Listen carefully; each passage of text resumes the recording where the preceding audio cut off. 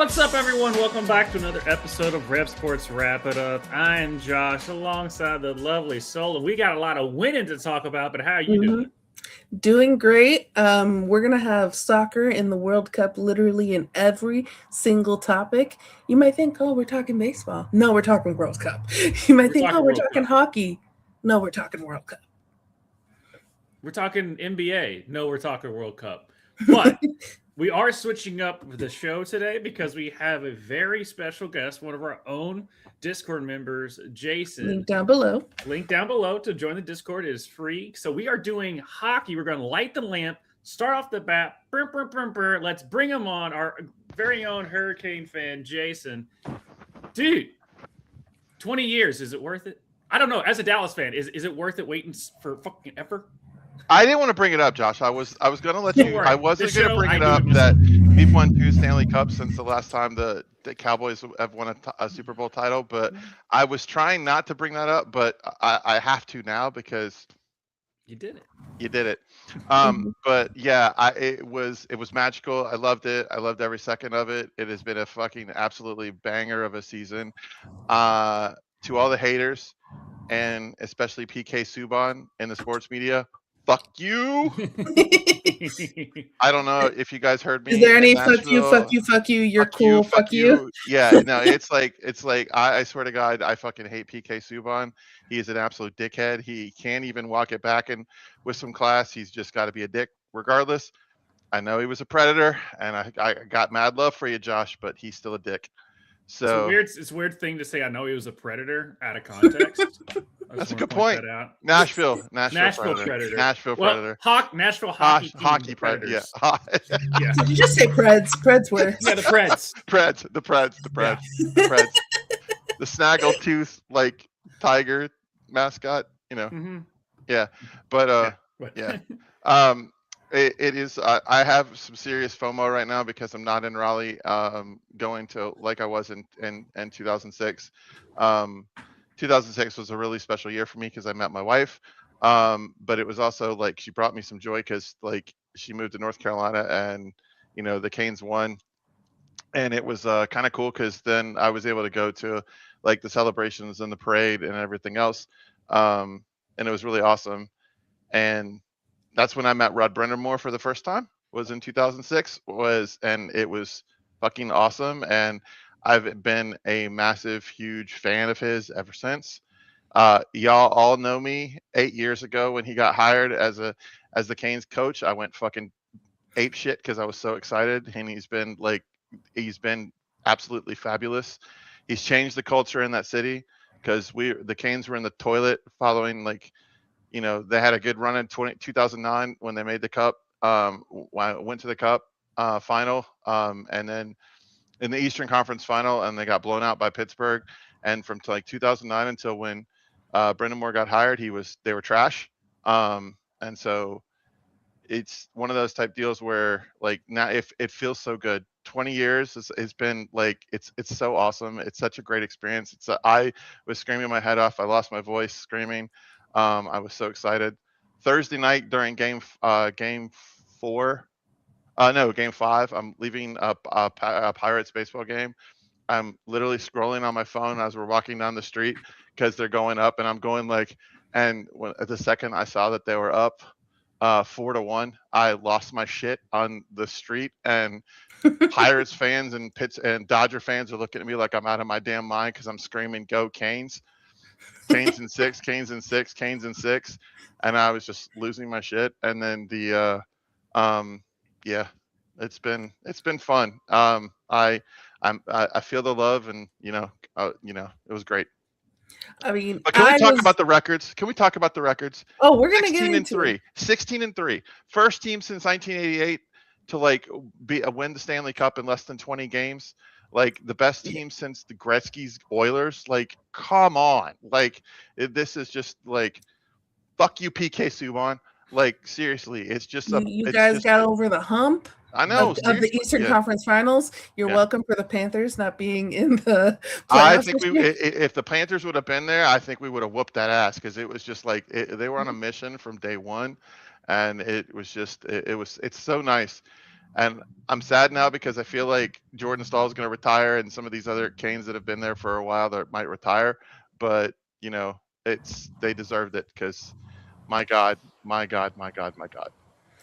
There was 3 main reasons that I was rooting hard for Carolina. One is because I don't like the goalie of Las Vegas. I mean, come on. How can you not? You're watching the HBO Max coverage, and they show Lenovo Center, and Lenovo Center is going apeshit, going no means no, no means no every fucking time he I touched loved the it. puck. It was It was great. so fucking fabulous. It was so fantastic. I loved it. They beat us for the Stanley Cup in 2023, and because I love a good fucking story, and Rod Brindamore raising the cup 20 years after he raised it as the captain that's phenomenal. Yeah. Brandon Bussey's story is so awesome. That's the one thing that you would have to look forward to. Like you're saying, Jordan Stahl, oldest dude to win the Conn Smythe, which is really crazy. What a freaking series Jordan Stahl had. Oh my God. Good God. Like, seriously. That goal to pull ahead at Vegas where he basically was up in the air and just swung. And he's like laying on his going like Mhm. that's honestly, to be honest, like I knew when he hit that goal, like I had a feeling that we were going to win. I had a feeling that we were going to win because there were certain goals that just happen, and you're just like, oh my God, they can't be denied. They haven't won. And the great thing I loved about them is they hadn't lost a back-to-back. They hadn't lost a back-to-back, like lost 2 in a row since January. Yeah. Like it was insane. It was insane. Like, but I will say this, Brandon Bussey's story is fantastic. Mhm. But I will say that like he has some striking similarities. If you take the 06 team, there's a lot of 06 team coverage between the 06 team and the 2026 team because of Cam Ward and the way when Cam Ward became the goalie for the Hurricanes, quarterback for the Tennessee Titans. He started off kind of like Bussey did because they were going into the playoffs and they were playing their first, I believe it was the conference finals against Montreal, and the goalie, I can't remember, I think it was Brodeur. I gotta look. I might have to look. I forgot. I can't remember the goalie's name that he replaced, but he got hurt. And so Cam Ward replaced him, and then he ended up winning the Conn Smythe that year because they went on a run.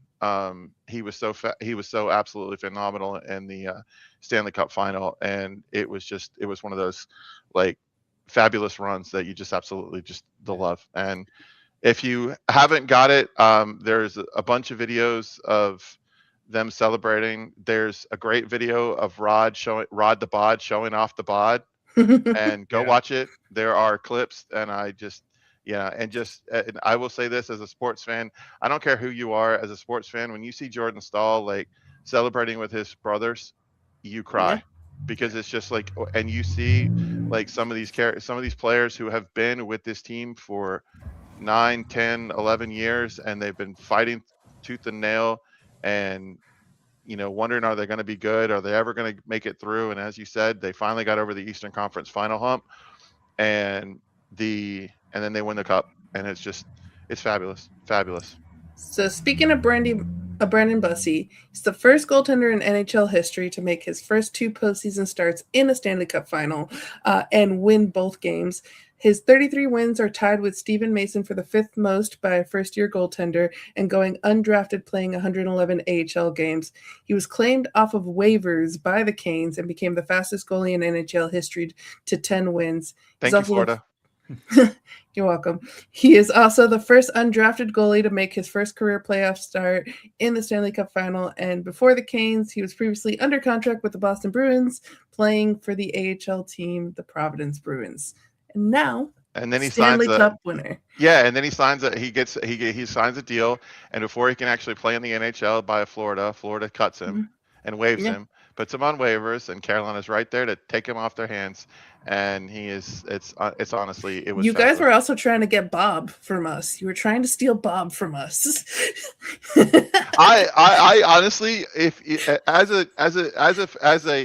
an analytics guy. I love stats. I love the nerd stuff about it.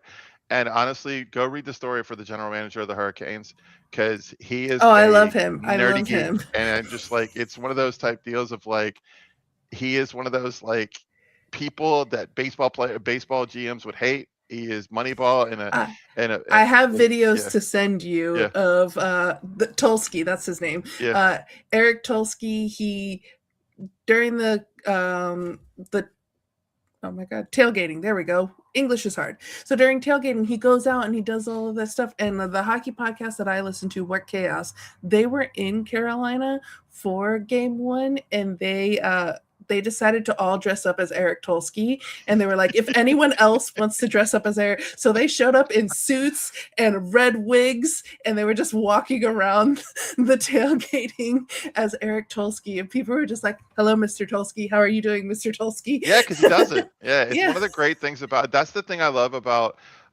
what they've done over the last, since Rod's been, honestly, since Dundon has been the Dundon, the as owner, who's also trying to bring baseball to the Triangle, which will be fantastic. I don't know what's going to end up happening there, because if they, my North Carolina pride wants me to root for all Carolina teams, as you all know, but like, I live in Pittsburgh You live now, in and I'm a Pittsburgh Pirate now. fan, so it's one of those. It's gonna be rough. But ever since he's been there, he's been one of those owners that he just hired. He put the right people in the right positions, and he hired this nerd to basically be GM. And this GM he's such a family. They've grown it so that hockey is family in Raleigh. Yeah. So it's just like, so when every single person that's in that seats and wears this jersey feels like they are part of, Caniac Nation, and it's just it's fabulous. Yeah, it looks I like love it. such a good atmosphere. When we were watching Buffalo versus Montreal, I was like, Montreal looks like such a good atmosphere. I want to go catch a game in Montreal. And then I was watching Carolina, and I was like, I want to catch a game in Carolina. Yeah. And good luck finding a ticket now. I know, right? Speaking of, there's some Pittsburgh in here with we'll talk about Jordan Staal. So Jordan Staal, captain and Conn Smythe winner, cemented his legacy alongside his brother in Carolina. His older brother Eric won with Carolina in 2006 and became captain of Carolina when Rod Brindamore retired in 2010. Jordan has played the second most games in Canes history, 972.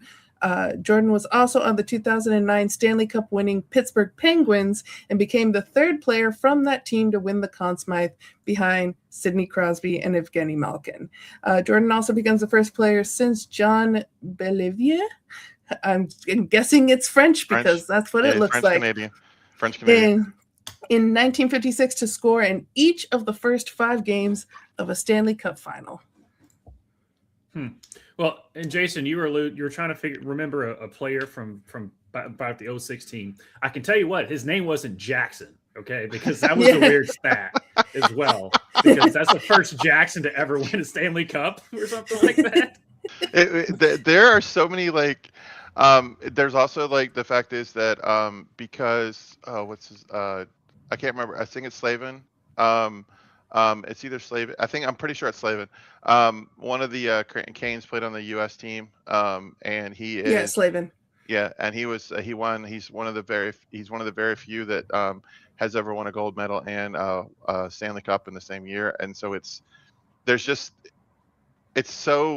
and the thing I loved about it was everybody was talking, and the great thing about it is nobody on the team scored above 20 points in the playoff, had more than 20 points.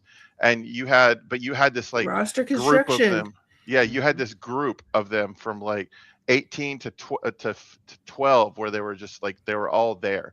And it was just such a great, there's no superstars. There's no quote unquote superstars that there are on most teams.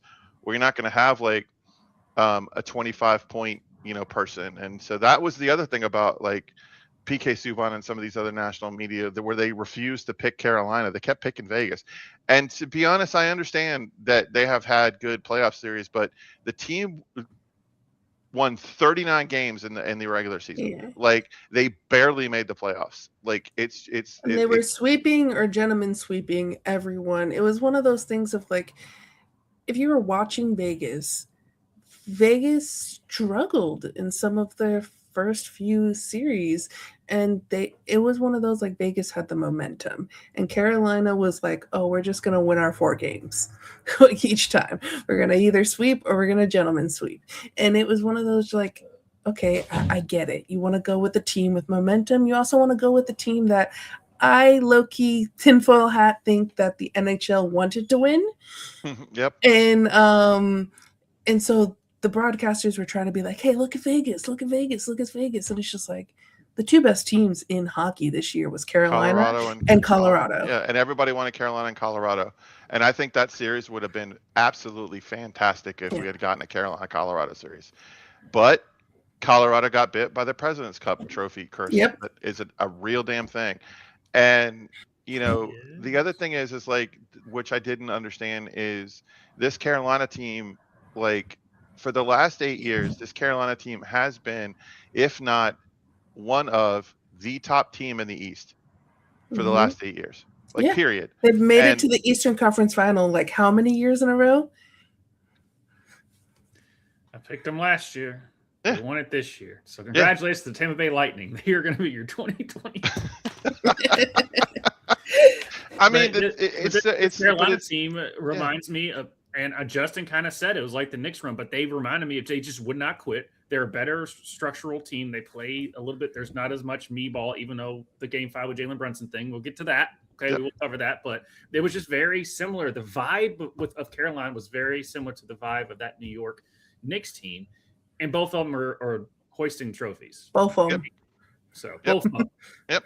I told both of you guys, like, I know you guys are going to get to the NBA, but I told you guys, like, I thought San Antonio was going to make a run, which they did. And I lost a lot of respect for Wemby in the finals matchup. I won't get a chance to talk to you guys about it, but I lost a lot of respect for Wemby in the finals.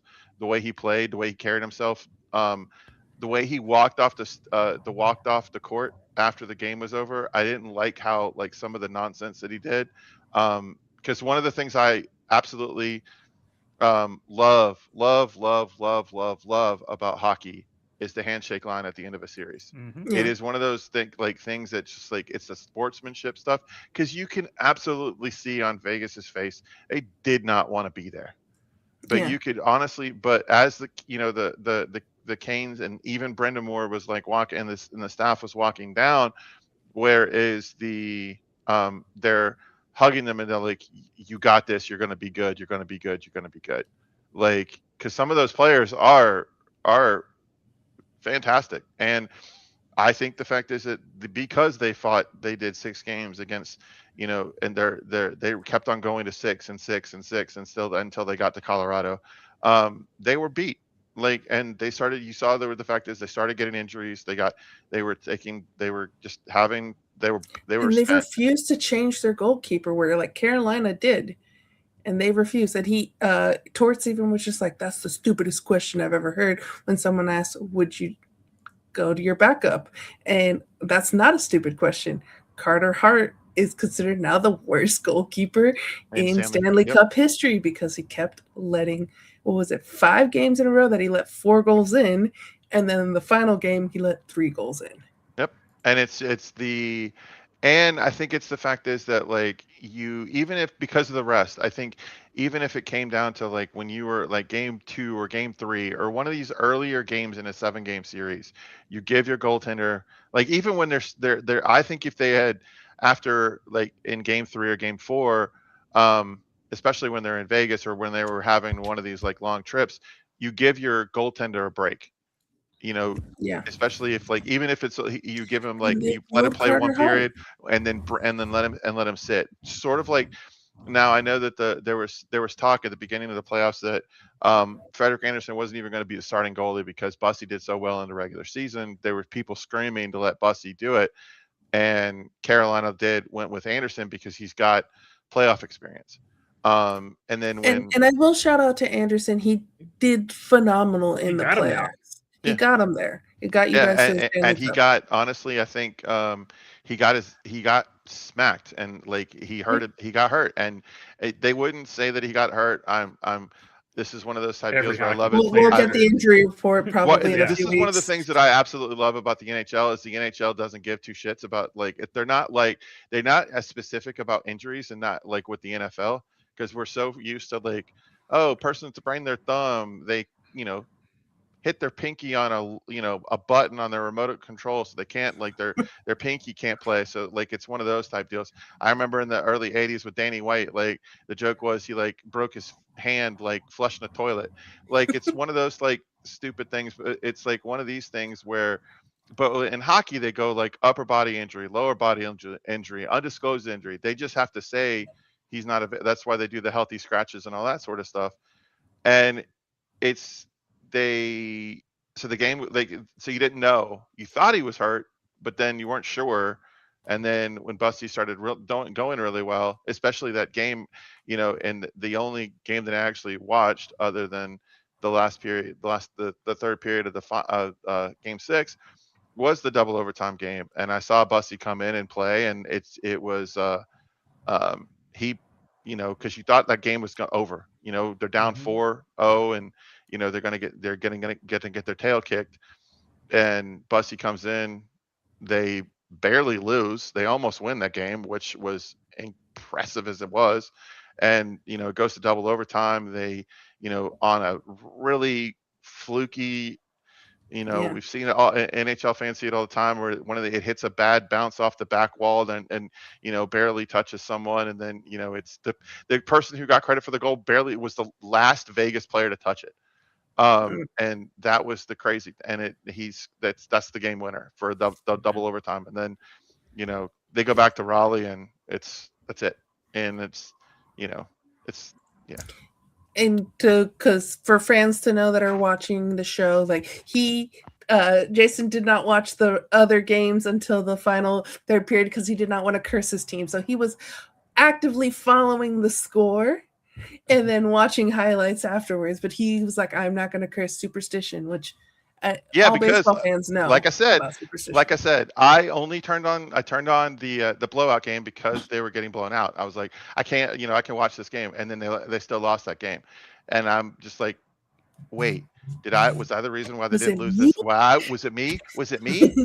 Like He's a little stitious, ladies and gentlemen. He's a little stitious. I'm a little stitious, and I will say this: I have this old Carolina Hurricanes shirt. I did not wear this jersey the whole playoffs, because I didn't wear it when they won. So I refused to put it on for anything. I had a Carolina Hurricane shirt, an old red one that we cut up, and Laura's now wearing. Did you put a Hartford Whalers shirt on? That honestly, I honestly hate the fact that they still refer to the Whalers as the Whalers, because when I was in 97 when they first started playing, and in 99, even when they won the cup in 2006, they kept on being referred to as the former Hartford Whalers. And it's just one of those, and people just can't ever give them any love or respect. I know. That's why that guy in hockey called him a bunch of jerks, other than the Storm Surge stuff, which, by the way, Jordan Martinook leading a Storm Surge on Vegas's home ice. That was beautiful. Yeah, that they were just like, you want to do a storm? And the guys, you hear like one guy in the back goes, nah, and he's like, we're going to do a storm. And he just goes up there and starts clapping. And I hate that I didn't actually get that video in here, which we do have some videos, but let's go to a fun fact first. So Carolina's coach, Rod Brindamore, had the Canes players lifting 35-pound cinder blocks in their off-season workouts, calling them blue-collar presses. And the boys never thought anything of it. Do you know how much the Stanley Cup weighs? 35 pounds. He was preparing them to lift the Stanley Cup all season long. That's epic. That is epic. It's a good it's nice to know the story now and not really think anything of it. So to be like subtle about it. Yeah. So you don't get made fun of by everyone else, because it's like you're already practicing lifting. Because Tom Crean for the Indiana, when he coached Indiana Hoosiers, he was already having the team practice cutting the nets, and we were like, "Shut up, dude! Just win a game, okay? Before you start cutting nets and all that." So what he did was very smart and subtle. So I tip my cap to that. Yep. So that way we weren't sitting there being like, "Why are you having your team? You haven't won anything." Like we would have given I would have given a lot of shit if I was just like, your team's already practicing lifting the Stanley Cup. So well done on your subtlety. on that. And This is hey, the you backed it up. yeah, and to be honest, his coaching style. This is another thing I really love about him, and there's been videos that they've watched and added about him. Is one of the reasons why the players love him so much. Statisticians. Yeah. It's the absolutely the reason why everybody loves Rod is because since Rod used to be a player, he coaches like he plays. He's not going to ask somebody to do something that he doesn't do himself. He does the workouts with the team. So the team is whatever workout he asks the team to do, he does with them, and that's why he's one He's of still Rod the Bud. He's still Rod the Bud. Having 2,700 abs and he has abs in places people don't even have places. No. All the toys. Yeah. And he's been that way since he was in Philly. There's like early stories about him as a flyer where he would come in and they would have to kick him out of the gym because he would work out too much. And he's got a crazy ass work ethic. You shake his hand and it's like you're shaking like muscle. It's insane. And and the thing I like about him is he's a professional athlete. He is without a doubt God in Raleigh right now. And they will erect a statue. There will be a Jordan S statue outside of Lenovo Center at some point. It will happen. To be honest, he should have won Coach of the Year this year, but let's not get into that. I think between like him and the Buffalo head coach, they should have won Coach of the Year. They fucked up with Coach of the Year this year. But it's okay. Yeah, it's okay. It's okay because honestly, I think Rod would not like Jack Adams. If he didn't get the Jack Adams, he's okay with that because he would much rather have the Stanley Cup because it's and it's just, definitely but I will gladly give my the Predators President's Club President's Trophy banner that we actually took down. Oh no, I forget, we won our conference or something. We hung up we did hang up a President's President's Trophy banner, and everyone was like, why? And we got shit on about doing it. And then but you got to. But the thing is, we have our President's Trophy banner up. But Josh, here's the thing: that is still a great accomplishment. It is.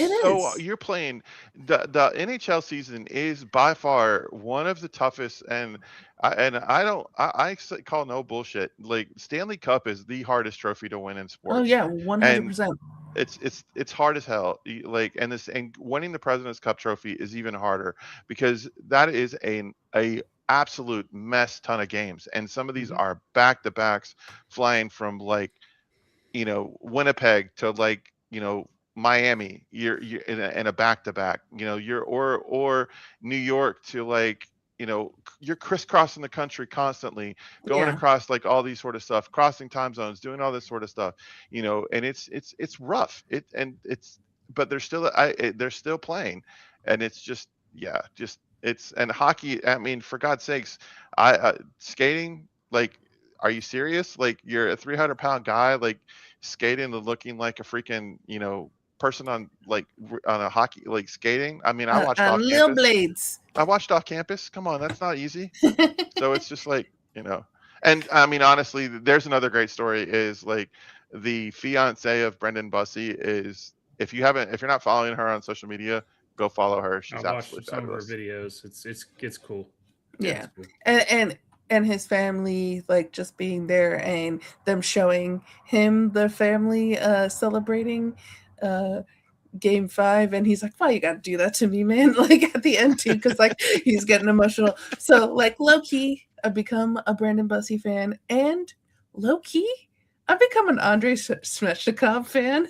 I think that he is a sweetheart. I think both of them are sweethearts. And if you want to cry, listen to the message his mother sent him before the Stanley Cup Finals.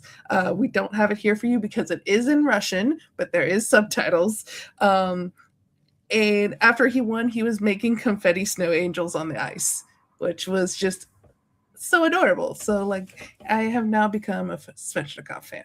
Jarvis is another one, so I think. Yes, Jarvis is my favorite character. Yeah, we will get to Jarvis. Yeah. So the other fun thing about these playoffs is Seth Jarvis and his best friends, who actually made WAG jackets. They weren't wearing them for Game 6, but they did make WAG jackets. And just go follow all of that stuff between him and his best friends.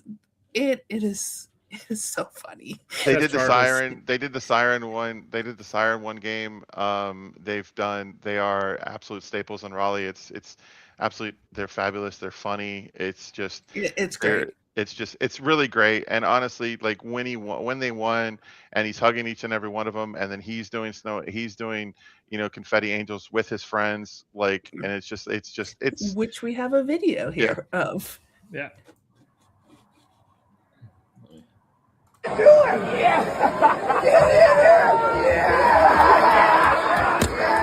That's just girl love.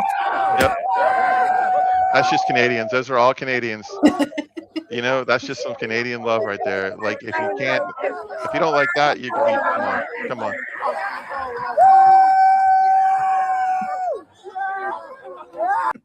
Yeah. And then now the funniest part of all of the celebrations to me was Jordan Martinock cramping mid-celebration in the locker room, which we have a video right here. Oh, shoot. You got it. Oh, I'm cramping. Okay, I'm good. Yeah, I'm good. Yeah, I'm good. I'm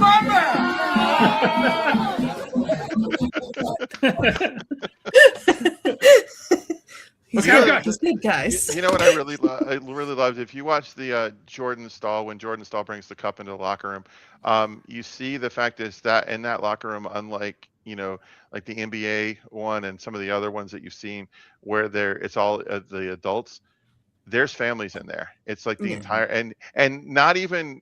And the other thing is, this is one of the things I didn't like about the NHL. One thing I will complain about a little bit is the picture that's on the NHL page for the Stanley Cup for the Canes.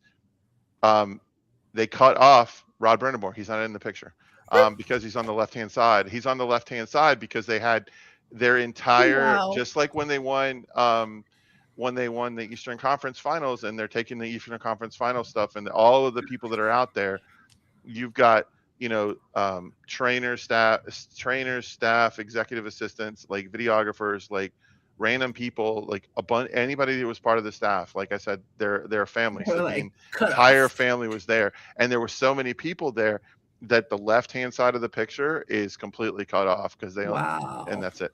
That is crazy. And that's the one they posted. And if you do the one that the Hurricanes did, it's a little bit farther back, and it's got all of the people there. Now, speaking of Rod Brindamore, and as we said, he's lifted the trophy 20 years after he won it as a captain, and we got a video here of showing basically both of them. You got to still. Including all the assistant coaches and all the players and everybody else, but it's a collective effort. And the Carolina Hurricanes went down that journey together. And look at same exact face too. Lifting it. It's like it's the same person. It's almost like the same person. But like it's the same like expression exactly on his face, everything, and also like he looks really good for his age. The only like difference now is he's got a little gray at the front that he didn't have back in 2006. So like it's just like literally you just copy paste. And his son was on the team, got called up earlier in the year. He played a couple of preseason games. He's on the AHL team, their minor league team right below them. And it's either in Charlotte or Chicago. I can't remember which one. And you also have a couple, I want to say it's one of the other ones that's there as well. So it's a lot. It's really cool. It's family, man. Family. Yeah. We are family. As I said, in every sports talk that we're going to talk about, I'm going to somehow bring the World Cup into it. And the northern Erling Haaland. Norway. Because each sports section really is about the World Cup. We also have a video of Erling Haaland of Norway at Game 5.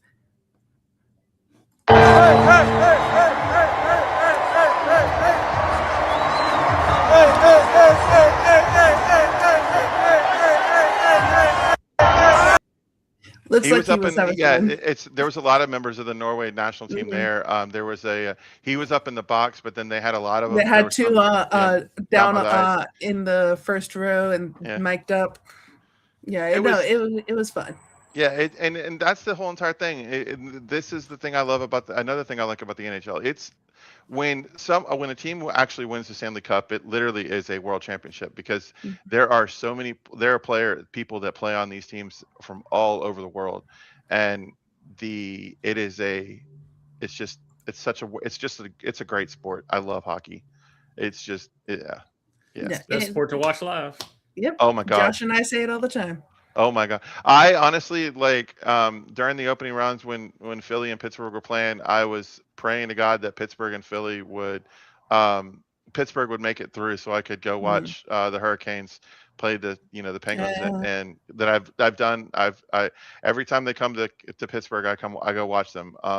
And it is because I love being that guy in PPG walking around. I have been yelled at by a 5-year-old that he told me that I suck because I was wearing my Canes jersey. But you know what? It's such a fun, Pittsburgh's such a great sports town, so I love it. And they weren't, and again, I didn't when they played Philly. I was like, you know what?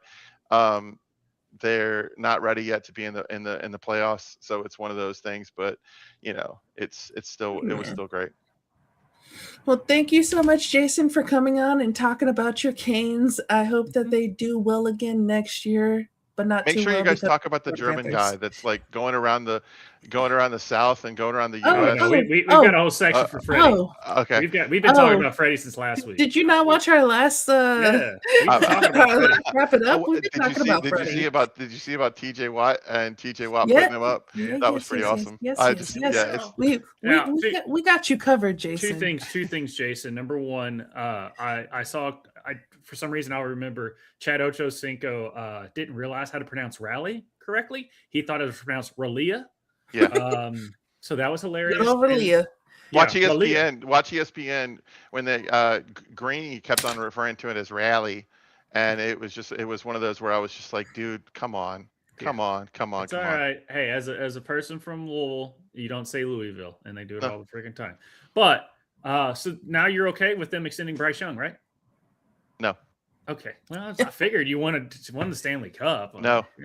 But I will say this: it's been a really great 2026 for my family because my wife is a Hoosier grad, so watching Indiana win the national championship was such a in football was such a great and wonderful time, and then having the Canes win the Cup is fabulous.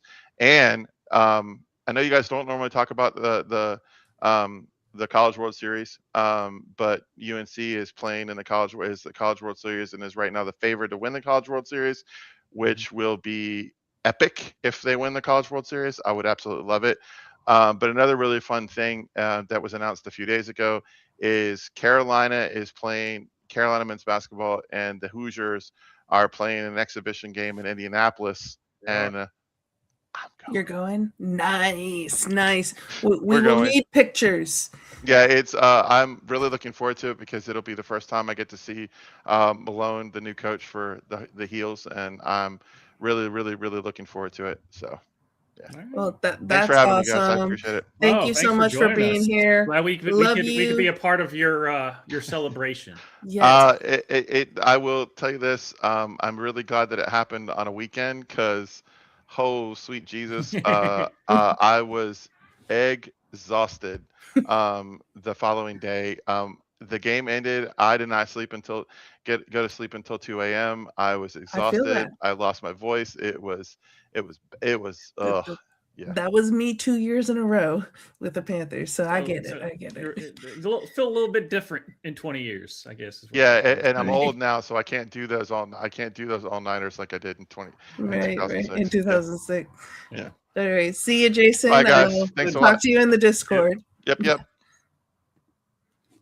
Now that was fun. Mm-hmm. So at this point, we would typically round the bases, but we're not going to really round the bases because we're not going to really talk about baseball. We're talking about people that don't experience baseball experiencing baseball. So we're going to round the bagpipes, I guess is the way to say it. Because the Tartan Army, or Scotland, is in the World Cup for the first time in 28 years. And boy, did they show up and show out. Boston has run out of beer. That's actually a thing. So they had to, especially those type of those. Now, the beer that they like, I will say that, because I have seen them things like they haven't run out of beer. They just ran out of the beer that's not shite. The good beer. The good beer, or the shite, or whatever and we will get more into the Tartan Army when we get to the soccer portion of our show. But this is the baseball / Tartan Army with it. Like I said, every single grouping that we have is going to be about the World Cup. Right. Every single. Yeah, it only comes around every the men's World Cup only comes around every 4 years. Best believe we're going to be talking about it, especially since it's on U.S. soil. Mm-hmm. So ready to see the Scots? Let's see the Scots in the take back over Fenway. So first up, they were like, we're going to march to Fenway. And the funny thing, we don't have the video here, but they were actually going in the wrong direction. And then a cop had to be like, wait, no, that way. And so they turned the other way. So, hello. It's like from Spinal Tap. Hello, Cleveland. That's not the entrance. Oh, okay. Hello, Cleveland.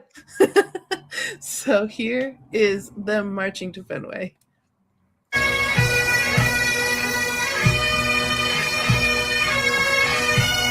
In their Red Sox Scotland shirt, too.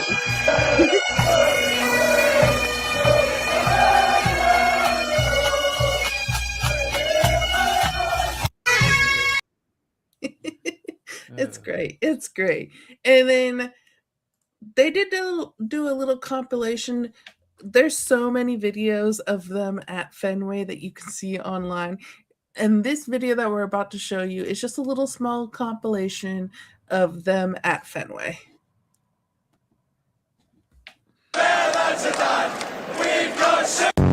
Are they going to stand for all 9 innings? I hope so. Who went to the game yesterday and saw Scotland win 1-0? Yes! Absolutely.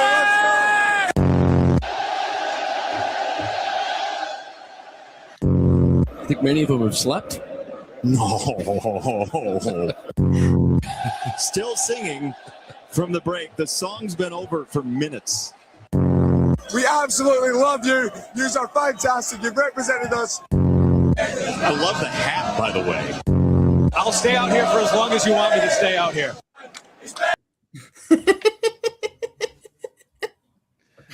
Because you would think that Scotland, they're good. They're good. No, they haven't been to World Cup in forever. Mm. So. It's beautiful. I've not just because of our friend who we love so much, Chris Drunken Prayer. Mm-hmm. I'm rooting for Scotland just because of just how lovely and funny and just how much themselves they have been in Boston. They will be coming to Miami. I will try to party with the Scots. I will let you know if I if I do, because they're playing Brazil in Miami before I think they head back to Boston. So I will let you guys know. I will let you guys know if I party with the Scots. But that is our baseball segment. Yeah, that's our baseball. That's it. That's talking baseball. I know it was a compilation, but after they played 500 miles by the Proclaimers, and they cut the song off, and they just kept singing it. Yeah, it was great. It's great. Yeah. But now, are you ready for Basket?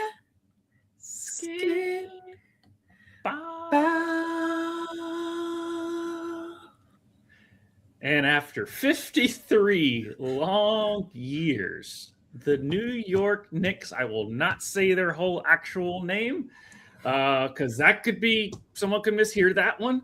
So we'll just say the New York Knicks are your NBA champions of 2026. Wow, what a series that it only lasted 5 games. Every game was ridiculous. Historic. I don't know how many other words I could come describe. from behind. Yeah. So, all right. I haven't even read over what we've written down, but I'll give you my basic things about statistics that are insane to me. For one, their best player, Jalen Brunson, was a second-round draft pick. Him and Luka were on the same team with the Dallas Mavericks. Dallas Mavericks are the worst-run organization in professional sports as of right now. He goes to New York, and people in New York was like, I kind of want, at the time, they wanted Kevin Durant because Kevin Durant was floating out there. Didn't get him. Jalen Brunson signs a contract. He was good. You could tell that there was some potential there, but he didn't have the pieces. They wanted other players. He ended up basically saying they wanted to pay him a bunch of money. He said, no, take that part of my contract and then go get me some other people. They went and got his former college teammates and Josh Hart, Mikal Bridges, which still to, New Yorkers and, pundits are like, I don't know. They get Karl Anthony Towns. Oh, and then they get OG in that crazy trade with Toronto. And they just quietly put together a really damn good roster Selection. Yeah. I think you could say that both with the Canes and the Knicks roster selection. But it was still circled around Jalen, and then they just couldn't get over the hump again with the Canes. They just couldn't. You could tell it was there. They just couldn't get over the hump, and they let go of Tom Thibodeau. Which, hand up, I'm going to be like a hand up. I was wrong. And they let go of Tom Thibodeau, and they signed Mike Brown, who has been a trailblazer of a coach. He's been on some really good teams, and some people think he was wrongfully fired because of some players on his team. That's allegedly, I don't know. But he just never felt like he got a fair shake. And, part of Pop's coaching tree too. Yeah. And he gets to New York, and he realizes he has a bench, which Tom Thibodeau never did. And he was, and Alvarado. And the thing is, this team knew their role, and they did it exponentially crazily good. That was a terrible sentence, but you get what my point is. Josh Hart, gosh, I could just watch the way he just he's all heart. He literally is. And they even asked him, like, what's it like taking a step back? Yeah, Nico Harrison really did mess it. There's a whole conspiracy with that Mavs situation that I still don't understand. But the thing is, Brunson was good. He wasn't this Brunson, one of the greatest finals performances ever. Brunson put the team on his back, though. Brunson, like, no one saw him be this Jalen Brunson. And I've always liked Mikal Bridges' game. Karl Anthony Towns, he was fine with Minnesota, but I don't know. I kind of question him. Not after this series, because Karl Anthony Towns was put a lot of times put Wemby in a blender when he needed to be put in a blender. And I want to give a little golf clap to the referees for letting these boys play. Yep. What I like the physicality that they were letting them play. But this reminded me of that Pistons team that beat that crazy Lakers team. Mm-hmm. They were just collectively, they knew their role, they played it well, and then when they needed, and when Jalen Brunson had to put that Superman cape on in Game 5 and score 14 points straight and 45 points in total in that fourth quarter. But the thing was, the Spurs led 72% of this series. Yeah. And they lost in 5 games. Yeah. And I was watching that Game 5, and when the Knicks went down by like 15, 16, I forget exactly what it was, they're in the third, fourth quarter, I was like, okay, the Knicks are winning this. Like, I've seen this movie before. Like, once they came back from 29, I was like, all right, I know exactly what's going to happen. And just like clockwork, they wore the Spurs down. Wemby was gassed. The Spurs coach did not know what to do. It's his first or second year, so it's not like, he'll figure it out. You would think if he's Pop's predecessor, he'll figure it out. But he was out coached. Yeah. Plain and simple. And as we said, team basketball, and I think one thing that a lot of players need to realize is, do you want to make a shit ton of money, or do you want to win championships? Because the reason why a team like the Carolina Hurricanes and a team like the New York Knicks win is because players take deals that they're making less than they should be making. If you still making a shit ton of money, but you're correct. Still making a shit ton of money, but they're making less than what they should be making. So that way they can have the roster that they have. So that way they can win a championship. That way they can play team basketball or team hockey in the case of the Carolina Hurricanes. So I always love to see a team that does do the thing of like, okay, I'm not going to take the money. I'm going to take a little bit less. I'm going to take a sweetheart deal so that way you guys can pick up pieces for us to win a championship.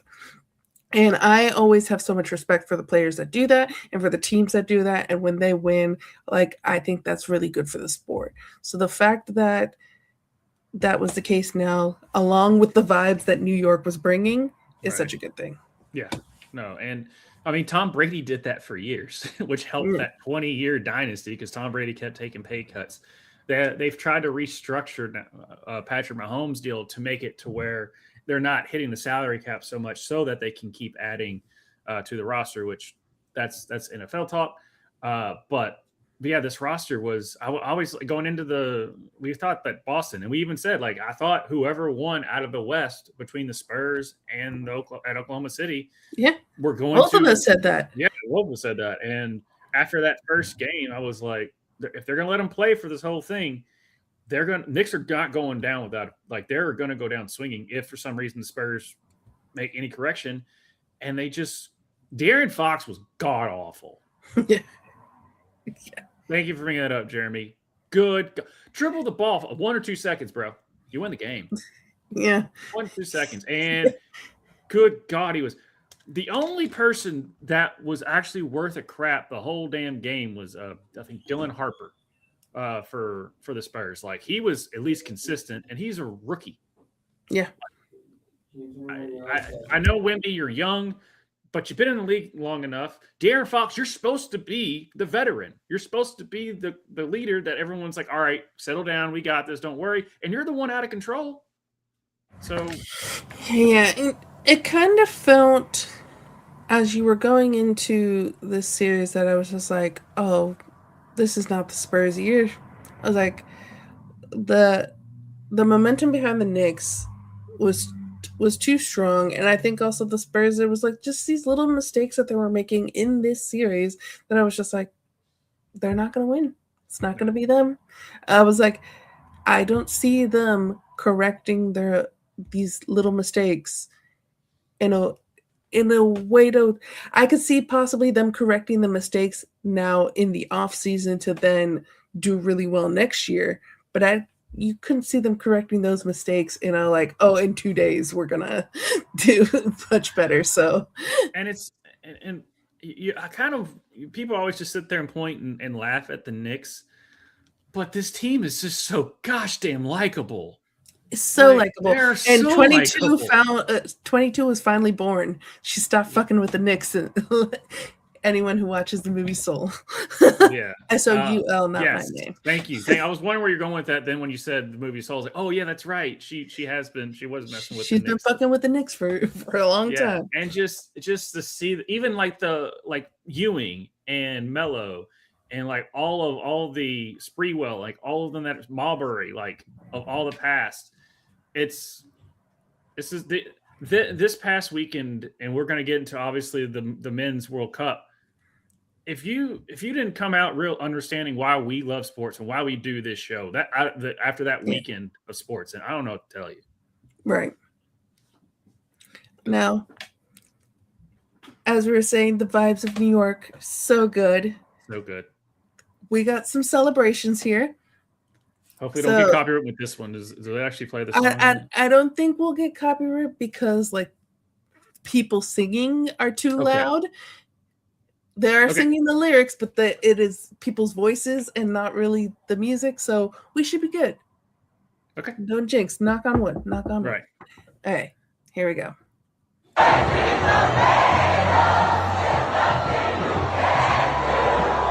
Look at that.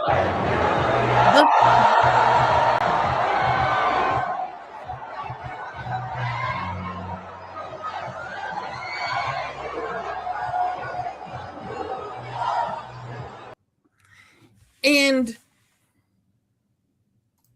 before we get to the USMNT, the fact that Brazil and Morocco were in New York and New Jersey for the World Cup, and some of them, which we will show the video later, like have literally just been in New York City for 24 hours.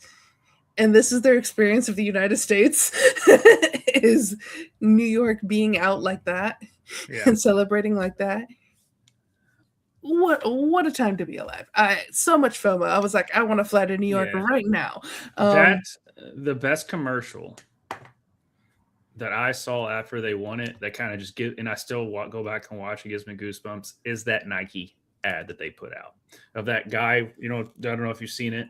It's literally a guy just sprinting with it in a Knicks jersey. He's sprinting, and Billy Joel's "I'm in a New York State of Mind" is slowly playing. And he just gets to finally, like, he just gets to the point and he just stops, puts his hands, and he just smiles. And then you see him looking at Times Square, and people, you know, obviously computer generated stuff, people going crazy. And it said "never slept," and then Nike "always dreamed." And I was like, perfect. Just perfect. And then just them on Jimmy Fallon, and like them going around, OG just being corked out of his mind on the Today Show. I don't know how Jalen's able to do it. I don't know. It's fun. Yeah. So, again, like we said, each sport, we're talking about the World Cup. Yeah. So, a good portion of our U.S. men's national team are from the New York, New Jersey area, and we have a video of them reacting to Game 4.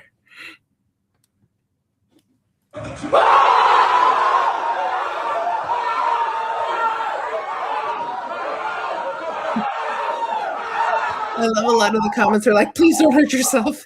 Right.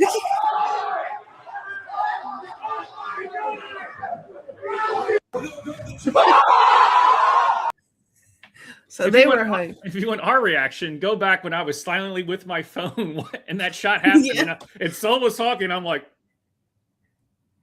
looking down. I was like, holy shit, the Knicks won. And then Tyler Adams, who we highlighted last week, he's from Wappingers Falls, New York. And this is his reaction to them winning the whole dang thing. Let's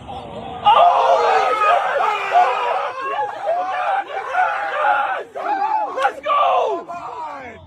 Let's go!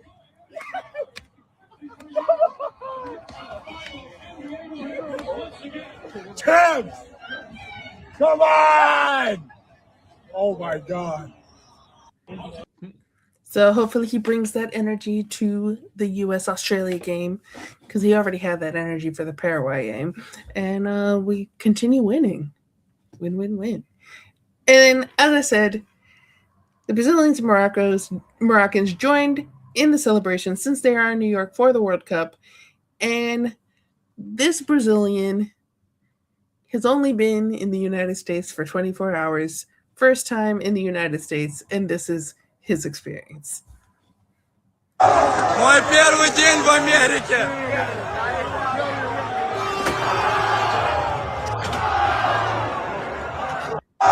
Мой первый день в Америке. I don't know. Let me translate for you. What the fuck did I just walk into? Probably. I think I nailed it. I think you nailed it. Any final thoughts on the Knicks before we go to the WNBA? Of the 10 games with the largest comeback win in NBA Finals history, the Knicks have 3 of them, and they did it in 5 games. Yep. The 29 is ridiculous, but the thing is, in Game 5, that comeback would have been either the second or third largest comeback if it wasn't for that 29 point. And it was just like another walk in the park for us, because we were just so used to them coming back at that point. Plus, after they came back from 29 and 1, they took the Spurs soul. Yeah. So it was only a matter of time. Even if the Knicks didn't win it in 5, they were going to win it in 6. Like I just felt like once they came back for 29, it was done. It was over.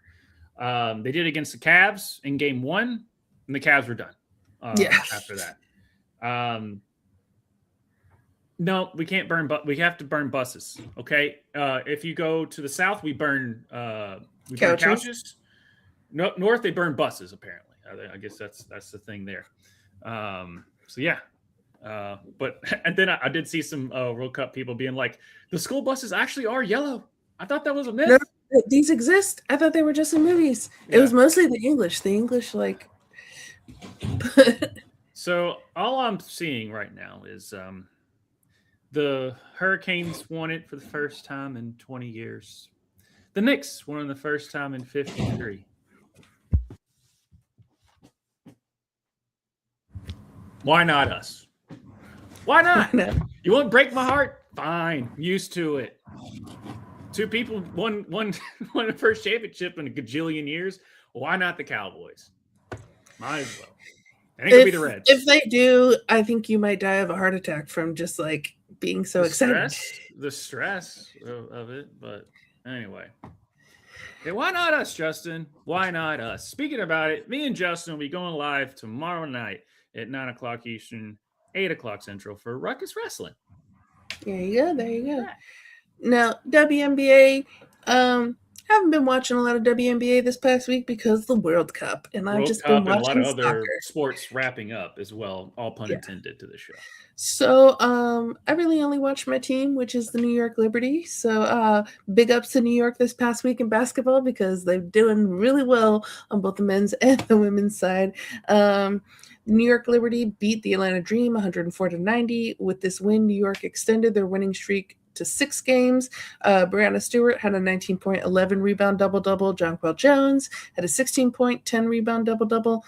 And as I keep saying, when JJ gets a double-double, New York wins. Mm-hmm. Also, the Liberty having a big who can shoot threes it's unfair. It's unfair. Sachi Sabally had 19 points with all her field goals being threes, and Angel Reese, she was 1 rebound away from a double-double with 25 points. And then for Atlanta, you had the points from your big 3. Ryan Howard, Alicia Gray, Angel Reese. But the rest of the team wasn't really producing. And as we were talking before, team basketball, you got to have everyone produce. And Atlanta's been doing well this year because they have had their bench producing. But for whatever reason in this game, the production was coming from Ryan Howard, Alicia Gray, Angel Reese, and really no one else. And that's how you lose basketball games. You need your bench to produce as well. You need them to come off, relieve your star players, your starting 5, and put some good minutes in. And it seemed like for this game, Atlanta, that wasn't the case for them. Then we got the Liberty then extend their win streak to 7 games and clinch the East for the Commissioner's Cup with their 86-64 win against the Mystics. The double-double rule for JJ wasn't really in existence for this game, but she did have 20 points. Brianna Stewart had a 14-point, 12-rebound double-double, and this game marked the return of Sabrina Ionescu, who got 5 points, 3 rebounds, and 3 assists. With Sab back, we now have all our players back from injury or overseas duty for the first time this season, and the West is still up for grabs for the Commissioner Cup, so New York will be waiting to see who they will play for the Cup. Mm-hmm. Shout out to my buddy was actually at the game when history was made when Aaliyah Boston and Caitlin Clark both went for 30 in the same game. And my buddy was there. So he was like, "All right, to witness history." So he like sent us videos and stuff. He was hyped. Oh, that's awesome. So yeah, he went to the Fever game. We kept telling him like, because the Fever are right there and so is Atlanta. So I'm like, we got to figure something out to go to one of those. And he's already been to 2 and I'm pissed. You need to go. You need to go. Yeah. But yeah, it's and as I said, you would have a heart attack with the Cowboys. Justin goes, no, if the Bills finally win, he's having a heart attack. Yeah.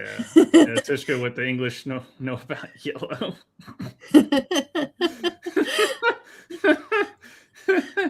Have fun in Seattle. There you go. And then speaking about Seattle, Ryan is going to provide some nice weather for you. Thank you, Ryan. Yeah. Excited to meet you. Yeah. And then the Wings did beat the Aces by 30. Yeah. Guess what? AZ is really good at basketball. Yeah. Yeah. And sorry, we both clicked at the same time. And I think I saw like a video on Instagram of Asia just like, we didn't play defense. We need to play defense. And kind of just, and then Becky was just next to her, just like nodding. Like she probably went in on their asses in that locker room if they weren't playing defense. Like I said, I didn't watch the game, so I don't know how bad their defense was that night. But if they weren't playing defense, Becky Hammon is probably on their ass. Right. And whoever is in my house slamming doors, I apologize. They were probably pacing back and forth because Messi had a hat trick today. Just so a score update. I saw his first goal. Yeah, yeah, you did. But yeah, Argentina won 3-0, and he had all three of them. Nice. So. And what was crazy? So I was at the German pub right before this. That's why we did plan to go at 9 Eastern, and then I ended up meeting some friends at the German pub and making new friends, and so that's why we went at 10. And so I saw the Messi score a goal and it get called off for offside, and then immediately after Algeria score a goal and then it get called off for offside, and then I saw Messi's first actual goal. So got 3. Dang. Yeah, like I said, the stars are out today. So let's just get right into the kicking and screaming. USA! USA! USA! Good God, what a performance. U.S. men's national team beat Paraguay 4-1. Unfortunately, we will not be able to show the goals because FIFA would take us down, those bastards. Yeah. So you just gotta imagine it in your head. I mean, it's everywhere, guys, but yes, imagine in your head. The internet. For those who don't have internet, come on. I mean, for those who don't have internet, how are you watching us right now? I don't know, but if you somehow, I don't know. I don't know. This was an amazing start to the World Cup for the U.S. We had 2 goals from Folarin Balogun, an own goal that was created from Christian Pulisic and Weston McKennie, and a Travella goal from Gio Reyna. Like, straight disrespectful. I love it so much. I've watched that sequence. That Reyna goal. Was it 23 straight passes? Yeah. Beautiful. Oh, it's just. And then I forgot because I even went back and watched when the Fox guys that were like live during it, and they were just like a Travella. This was belt to ass. Yes, straight belt to ass. It was incredible. One of the best performances we have ever had at a World Cup. Ever. I was so happy after this match, and now even more excited for US versus Australia in Seattle, which I will be going to. And I'm so excited. I fly tomorrow morning, and that is why we are going today on Tuesday and not tomorrow on Wednesday, because I will be in Seattle. We have Rebecca Lowe, which for those who don't know Rebecca Lowe, she works for NBC, and she does the Premier League and also the Olympics for NBC, and she has been on loan to Fox for the World Cup because she is so good at what she does. But she also has a podcast with Brendan Hunt. Brendan Hunt, as you know from Ted Lasso, it's called After the Whistle, and they put it perfectly why this game was so important. Such a relief. With all due respect to our South American neighbors, it's only Paraguay. It's only the first game. It's just 3 points. It's not. You literally could not possibly have asked for a better start than this. It's not just 3 points. You just use the word relief. Yes, it's relief. It's more than that. It's more than relief. It's something that we haven't seen. An entire generation more than has never seen that from this team. Yeah. This, I said in one of the pods before, this needed to be a win. I didn't even think that kind of win was possible. I just said they need to win because I remember I was telling you about the groundswell of this country. You were right. The scenes outside the stadium at the end, Rob Stone, Landon Donovan, Carly Lloyd, and it was Clint Dempsey. Landon said he has waited his whole life, actually gave me a chill, to see a scene like that. So not only is it a win, it's the way they won, Brendan, the way they won that is going to, it is going to propel football forward. I've never seen anything like that. Neither of you. And people like Landon don't come out with things like that. Ooh, that was a wild whistle. Yeah, just because I was talking with my buddies yesterday when we were watching Saudi Arabia and Uruguay, which shout out to the Saudis. I mean, they gave it their all in that one, but Uruguay was just way too much for them. Anyway, they still tied, so there you go. But we were saying, like, teams have passed. I was like, this is the best. The reason that I was so frustrated going into this cup is because this, to me, is the best roster we've ever assembled. Yeah. And I mean, the most players we don't have a Tim Howard. I will say that it's just we don't have that goalkeeper. Okay. Yeah. As far as years past, but Landon Donovan, shout out to him. He's from America, but his hair is from Turkey. And it's great hair now. Shout out to him. Is it great? I don't know. It's better than it was before. So anyway, he leads America in the most goals by individual players. And Clint Dempsey. Don't forget about Clint Dempsey, and with 5. You don't know where he's from, dog. What? Come on. Sorry, you don't know where I'm from, dog? Clint Dempsey? Oh, yeah. Oh, sorry about that. But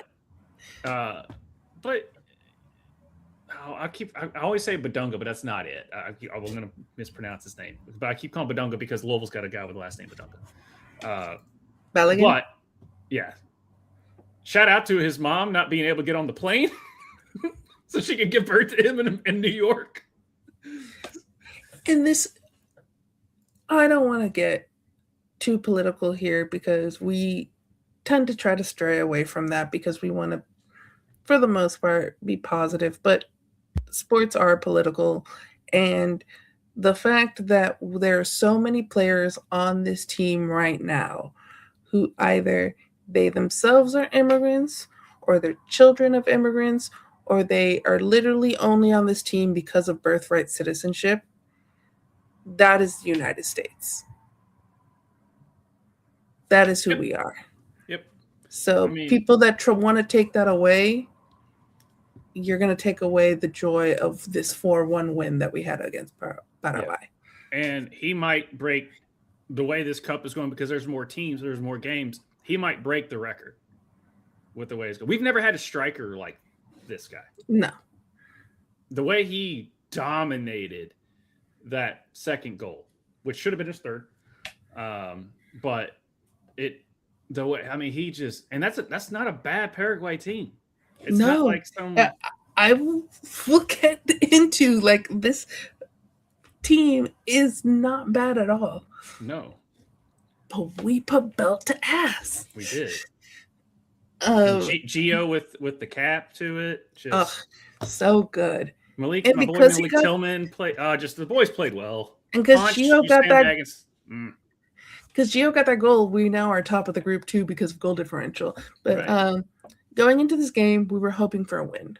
Yeah. But U.S. fans were being realistic. This is a Paraguay team that beat Brazil, beat Argentina, beat Uruguay, and had the best defensive record in South American World Cup qualifiers.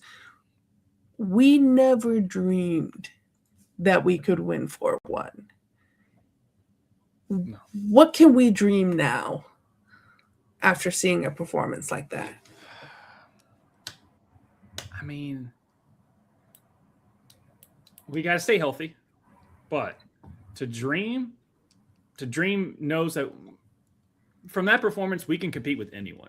That's what I saw. I saw a team that could compete with anyone. Now, whether or not that's the heart that we question about going into this tournament, and we just never seemed like they had plenty of it that night. Seemed like they had plenty of it against Paraguay. So, and Punch, he was like every headline was just like, what? Poach. There's no Poach. end. I know. I've always called him Punch. Okay. All right. Just Russell Crowe looking dude. He's trying to mix, and it just felt like the team was butting heads with him the whole time leading up to this. And whatever happened, but leading up to that going into that German game, that last friendly we had, that had a different vibe to it. That had a different vibe. I know we lost, but that just had a different vibe to it. Senegal had a different vibe. Germany had a different vibe Yeah. than what we've previously seen with this team. Yeah, so whatever they did to make it click, whatever Tad Lasso going into a sewer, looking at shit, whatever they had to do to figure it out, I'm glad that they did because that was awesome. Yeah, it was great. We're going to get into some stats. So stat-wise, Chris Richards, 83 for 83 completed passes, are the most passes with 100% accuracy by any player in a FIFA World Cup match since 1966.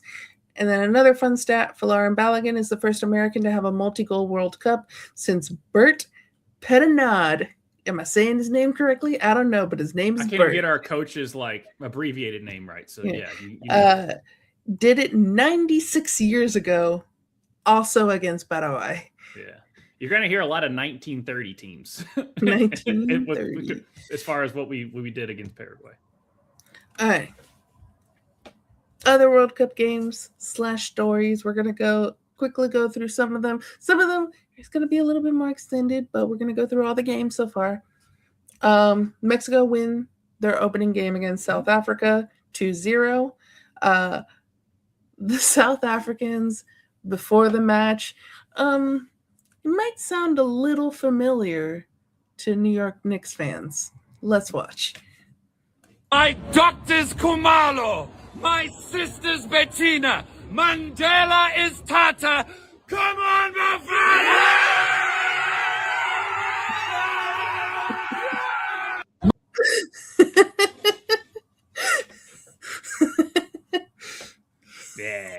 Yeah.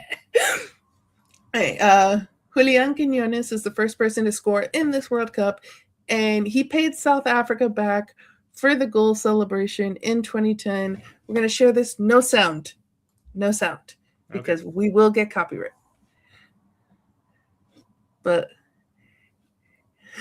yeah, I remember them when they did this too. In 2010. Yeah. 16 years, holding that for 16 years to do it back to them. That World Cup was all about the vuvuzelas.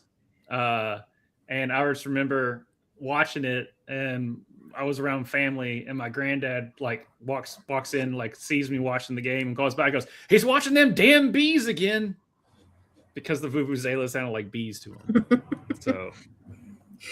So in 2010, South Africa opener to the World Cup was against Mexico, where they tied 1-1. When South Africa scored, they had a little dance prepared. And as you saw, 16 years later, Quiñones does the same dance. So that was some 16-year pettiness that I enjoy. Yeah. I'm here for it. Do you think it was sponsored by 50 Cent? It should have been. This game also had 3 red cards, 2 of which were really soft and weren't really red cards in my opinion, but I'm not a ref, so.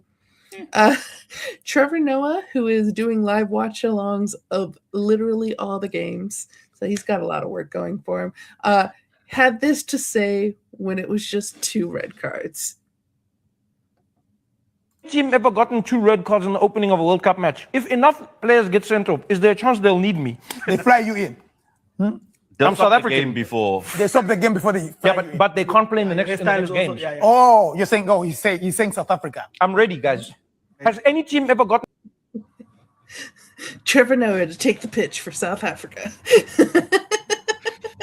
Did they win? No, but everyone laughed hysterically throughout. In the past 2 World Cups, in Russia, there was a total of 4 red cards in the whole tournament. In Qatar, there was a total of 4 red cards in the whole tournament. For this World Cup, in the first match, we already have 3 red cards. And there's more games this year than there have been. Way more games. We're going to set some records. Set some records. And what was really funny is watching the games later that day and the following days, it's that would have been a red card in that Mexico South Africa game. Every time there was a really hard tackle. Then we have next up, South Korea beat Czechia 2-1 and are having the best time in Mexico. This love affair between Mexico and South Korea began in 2018 World Cup in Russia. At the 2018 World Cup, Mexico and South Korea were in the same group alongside Sweden and Germany. Going into match day 3, South Korea were already eliminated from the knockout rounds, and Mexico needed Germany to lose to South Korea to be able to advance to the knockout rounds. So South Korea ends up beating Germany 2-0, and Mexico and Sweden advance. And ever since then, Mexicans have loved Koreans, and they're partying up in Mexico together.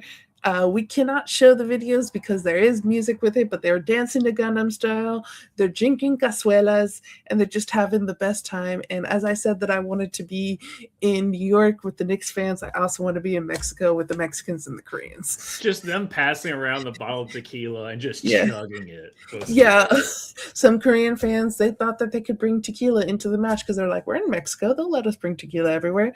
And they were like, nope, you can't bring that in here. And they literally were chugging tequila and then passing it around with everyone else outside. Just and then that one South Korean with a shirt off in the circle, just having the ball.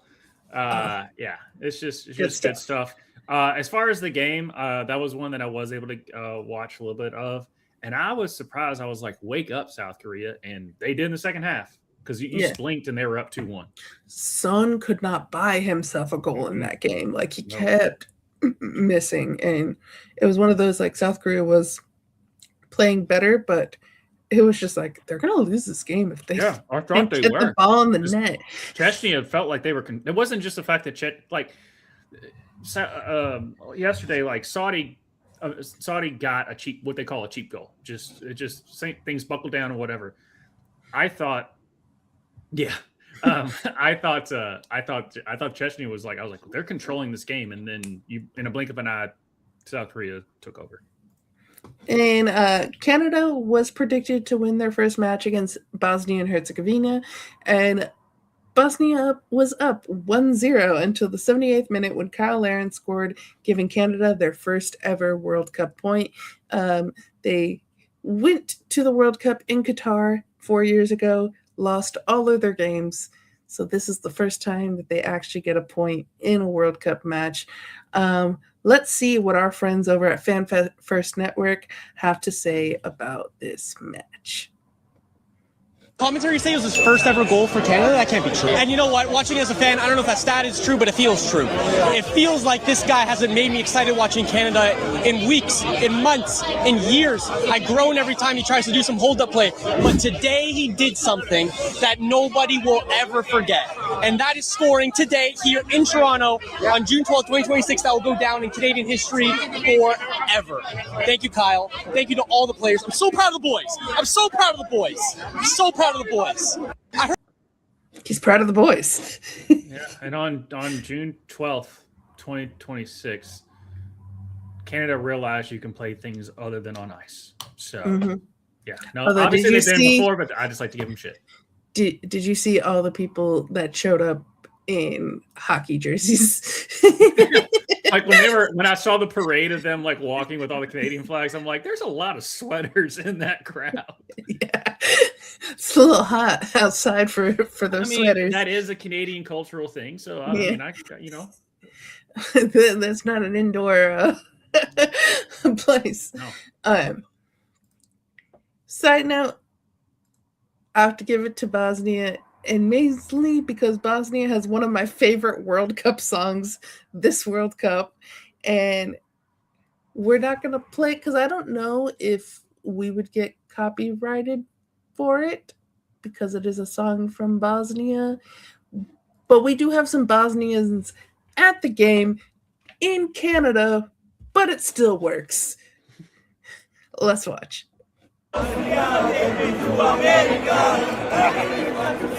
Statue of Liberty. Take me to United States. Take me to Golden Gate. I like how they're talking about the United States and Statue of Liberty, and they're in Canada. I just want to point that out. It's close enough. Close, adjacent enough. We will take it. We will take it.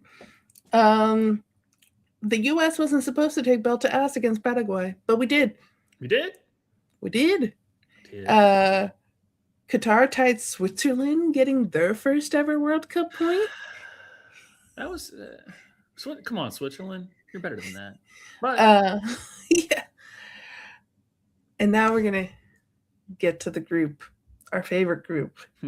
Yeah. Brazil and Morocco tied 1-1, making it so that Scotland is currently topping the group when they beat Haiti 1-0 at Foxborough. Haiti actually were the better team on the night and were just unlucky not to get a goal.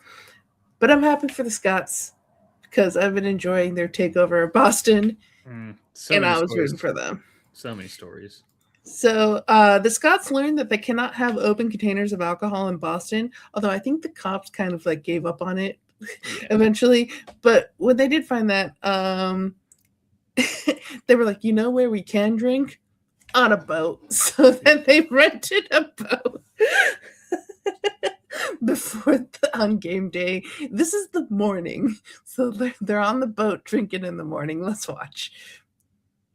Scotland on fire! Never faces, never mind! Scotland on fire! Never faces, never mind! Scotland on fire! Never faces, never mind! Scotland on fire!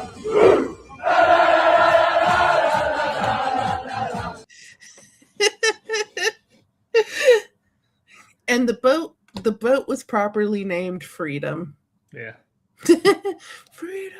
Yeah. I'm on a boat and I'm from Scotland. That works, doesn't it? Okay. All right. I love enough of my dad jokes. All right. Then they take a school bus to the game.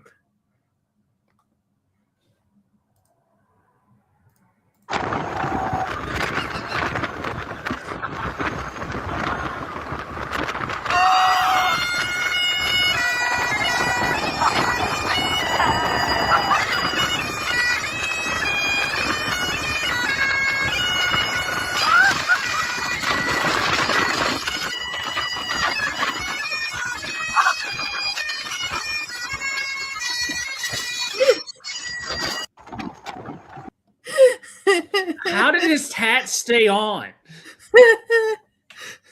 Oh, love it. Then this is one where one of my friends in the Scuffed Discord, go follow the Scuffed podcast. Great soccer stuff there and great stuff for the U.S. men's national team. One of the guys in that Discord, his family is Scottish, grew up here in the United States, and he was like, do not miss Scotland singing their national anthem. And it does kind of bring a little chills to watch this, and I can't wait to see it in the Brazil-Scotland game that I'm going to. Let's watch.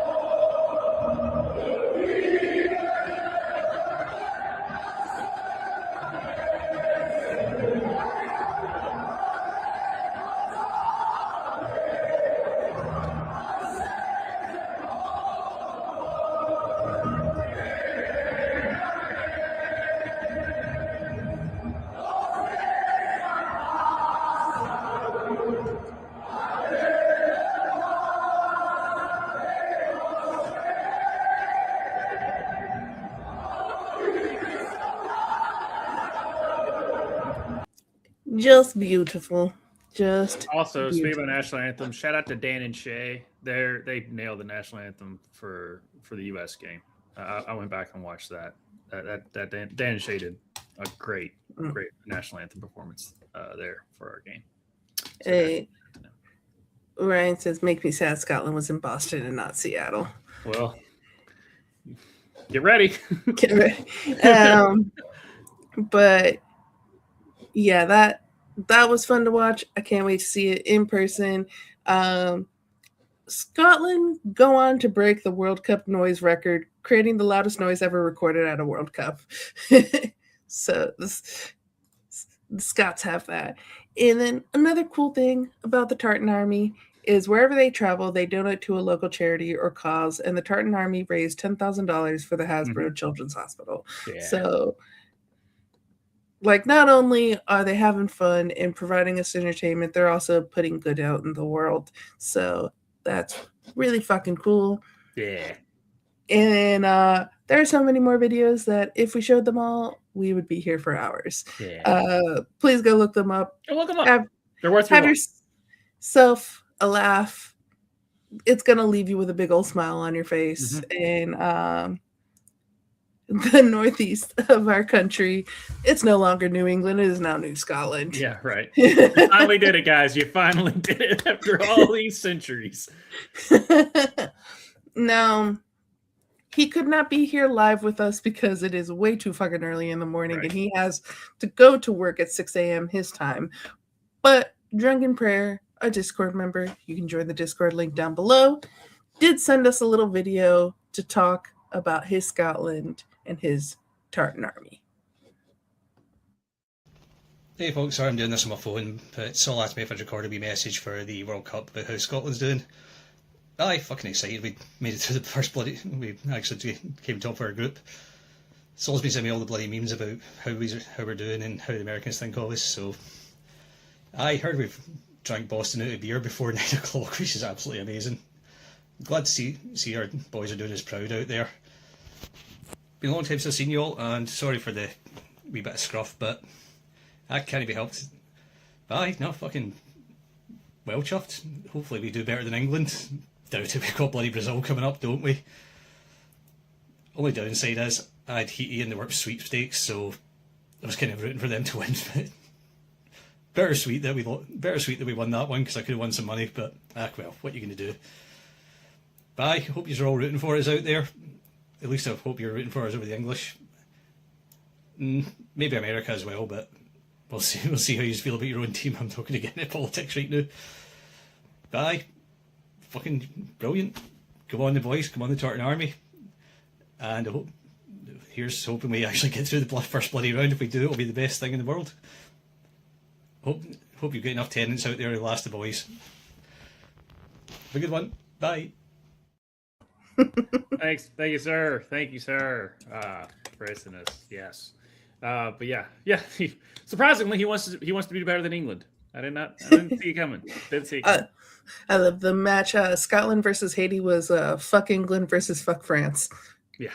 And then going on, we got Australia. They beat Turkey 2-0. Upset on that one. Yeah. And then Curacao got their first World Cup goal and celebrated like they won the World Cup. It literally brought their manager to tears and was such a special moment for that country. They did end up losing 7-1 to Germany, but that doesn't matter to them because they scored a goal against Germany when no one thought that they would. So everyone believed that it was going to be like, was it the U.S. versus Thailand when we scored like 13 goals at them in the Women's World Cup?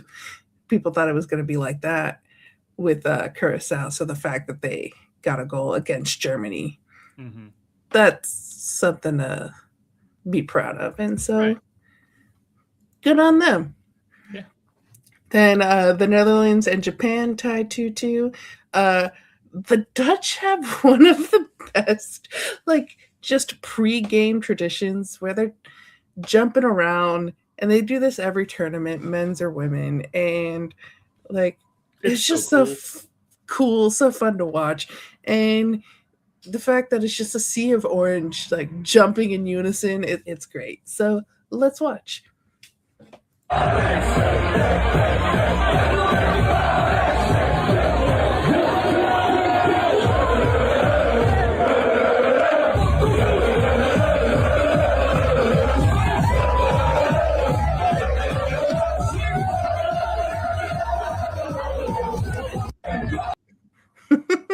Yep. Jump to the left, jump to the right. Yep. That's it. Very, very, very simple. And then shout out to Jameis Winston, because he was in the middle of all that, obviously being the sideline reporter. And he was also helping out Japanese with the Japanese, helping them clean up their section, because the Japanese always does that. They always whether it's the World Baseball Classic or the World Cup. They're always doing that, and Jameis Winston was right there with them. So. And we got the Ivory Coast beat Ecuador 1-0. Ecuador kept hitting the post, and they couldn't score. Their life depended on them. And the Rocky statue curse continues. So let's pull here so you can see. Yeah. Every time a team puts their jersey on the Rocky statue, their team loses. Yeah, don't do that. No one let the Ecuadorians know. But now they know. The spirit of Didier Drogba is propelling Ivory Coast to 2 points. Three, sorry. One day I'm going to get the scoring because I was even going over with my buddy yesterday. I was like, wait a minute. So goal differential, but we have 3. So, yeah. You get 1 point for tying, 3 points, and then no points. For winning, yes. And then no points if you lose. And then we got Sweden beat Tunisia 5-1. And then one of the biggest upsets and most exciting games of the World Cup so far, even though it was a 0-0 draw, was between Spain and Cape Verde. The man of the match was Cape Verde's goalkeeper, Vecina, who had 7 saves and kept a clean sheet for Cape Verde, who everyone thought Spain was going to destroy, like Germany did with Curacao. This is him getting the Michelob Ultra man of the match, because you got sponsors. Right. Vecina plays in the second division of Portugal and is valued at 50,000 euros on transfer market. He's real cheap, so any teams want to pick him up. I can tell you what he has more than 50,000 of right now, and that's Instagram followers. I think he's up to 9 million.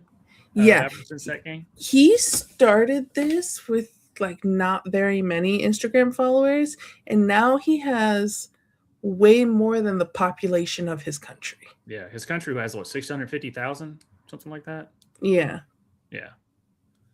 So crazy stuff. Yeah, but I mean, he was insane. I mean, he deserves all the accolades he's getting because he was insane. He was insane, and he kept Spain, who people are like, oh, it's between Spain and France of who's going to win this World Cup, and he kept Spain 2-0. Yeah, clean sheet for his country. So, as we said, Curacao, they got a goal, and that's something to be proud of. This for Cape Verde is something to be proud of as well. And the fact too that it was it was his debut, and he's 40 years old, and it's Lamine Yamal's debut, and he was 18, and they were like, that was the biggest age gap in debuts for a match at the World Cup. But congratulations to Cape Verde. Yeah, it was a tie, but it basically was a win. Yeah, for them and a loss for Spain. Yeah, for sure. And then Belgium tie Egypt 1-1, Saudi Arabia tie Uruguay 1-1, Iran tie New Zealand 2-2, France beat Senegal 3-1, and this was 0-0 at the half. So it was. That's been what I've seen a lot, other than the U.S. game and the Germany game. It's been trying to feel each other out. Yeah, old guys can still play. Shout out, buddy. Yeah, woo.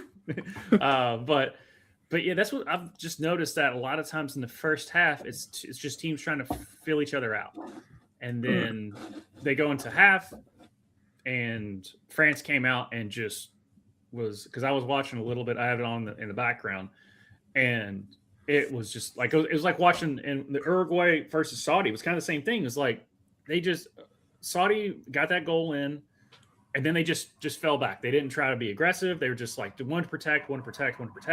And in that Spain game, it was like 27 shots to 2 in a Spain game or something. But Uruguay, they came out, they were super aggressive, but Saudi really wasn't trying to counter at all during it. But you're just seeing a lot of teams just trying to fill each other out.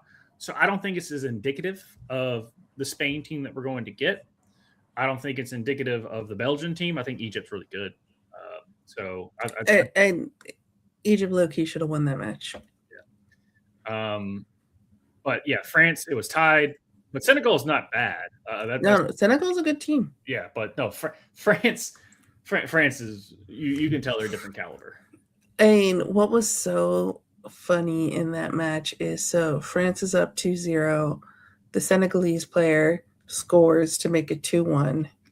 And then a few seconds later, Mbappe scores to make it 3-1. Like literally, it was immediately. Yeah. And like I was saying, the stars came out today. Norway took down Iraq 4-1. And is it Haaland or Holland? Erling Haaland. Erling Haaland. He got 2 goals in that one. Mbappe got 2 goals in the France. And then obviously Messi gets a hat trick and is the only person to score goals in the Argentina win over Algeria. But shout out to Algeria and how they've shown up in Kansas. And they were kept saying rock chalk Algeria because they were just showing videos and all the Algerian fans. So shout out to them on their them showing up and stuff for the World Cup. So that's been some cool videos there. And Lawrence, Kansas is now tied to Algeria forever. Right. Yep. It is. And but you know, you're not Argentina. So yeah, but again, we're seeing teams that should be winning getting ties. Yeah, a lot of or ties. losing. So, and if you remember from the last World Cup, Saudi Arabia beat Argentina in their first match, and then Argentina went on to win the World Cup. Right. So that first match isn't always indicative, but when you take belt to ass to Paraguay, we'll take it. And the thing though is like a team like Argentina or a team like France or something like that. If they lose the first game, it's not anything to worry about.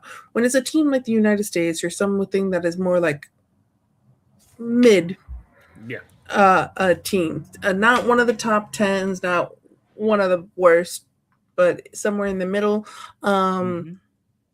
Losing the first match brings your chances of going to like, it's in the teens, like in percentage of going to the knockout round. Like winning that first match is like 70 something percent of chance of getting to the knockout round. To losing is like 15% chance of getting to the knockout round. So it really is one of those, you do not want to lose your first match. You either want to tie or win. Most likely you want to win because that brings your odds up more. So the fact that we did win our first match is really important. Really important. And the fact that we scored 4 goals is really important. And I hope we score more goals. Yeah, we've got the Wednesday slate's a lot of games, isn't it? Let's see. I'm trying to bring them up. World Cup. So tomorrow, well, at midnight, so in 8 minutes, we're going to have Austria versus Jordan. And then at 1 p.m. tomorrow, we're going to have Portugal versus DR Congo. We're going to have England versus Croatia at 4 p.m. I'll be watching that in Seattle because I land at 12 Pacific. Ghana versus Panama at 7 p.m. and Uzbekistan versus Colombia at 10 p.m. Uzbeks. I got to shout out to my Uzbeks. I feel like, you know how everyone, Scotland is their team, but I feel like Uzbekistan is probably your team that you want to do well. It's just ever since that Brooklyn Nine-Nine episode, he was like, "Oh, you talk about the Uzbeks," and I don't know. It's just fun to say. So yeah, I will be cheering on the Uzbeks over Colombia. All right, we did lighting the lamp already. So you ready to get weird? Let's get weird. Let's talk about Freddie. So, as we talked about last week. It's been 7 days. It's been 84 years. Freddie from Germany, we went through his adventure through the United States up until the point of recording. But now we got some more from Freddie. And he's just a German guy enjoying his time in the U.S., visiting the World Cup. And let's see what he's been up to.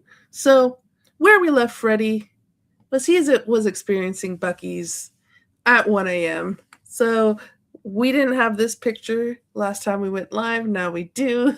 So him and his friends took a picture with mascot.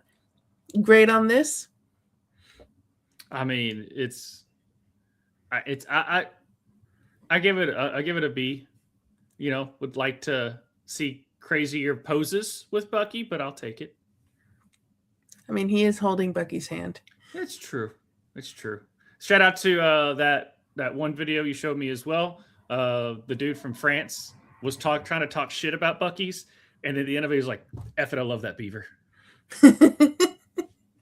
After he had some of the beaver nuts. After he had some of the beaver nuts. He's like, I don't know what they are, but they're crack. There's probably methamphetamines in there. I don't know what it is, but I love that beaver now. He then made it to Florida and stopped at Freddy's. Yeah.